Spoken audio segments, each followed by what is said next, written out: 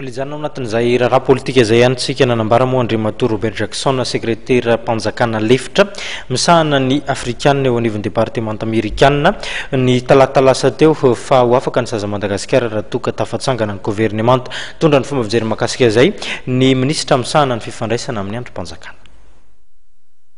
Zay moa amin'ny amerikanina zay amin'ny gouvernemanta amerikanina zay dia hitasika eo moa sara marina fa voalohany a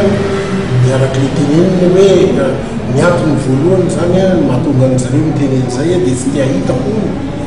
zareo olona zay miaraka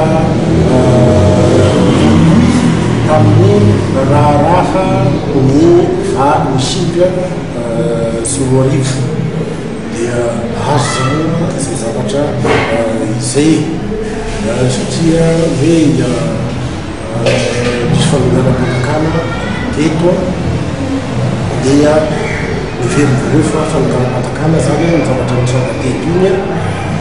dia le olona verina fa hoe tafiditra tamin'ny lalana zany dia sy tokony hiditra amin'ny fikampanjakana rehefa azo zay zavatra zay atsika moa manana ny atsika malagasy araky ny fifandiniana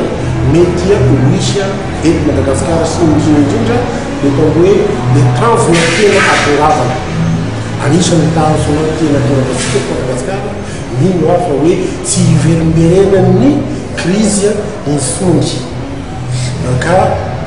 zarasika ny mahafantatra hoe mba hasiverimberenany krizy insony eto Madagasikara inona daholo ny fepetra sy mainsy raisina anjarasika no mandray amin'izay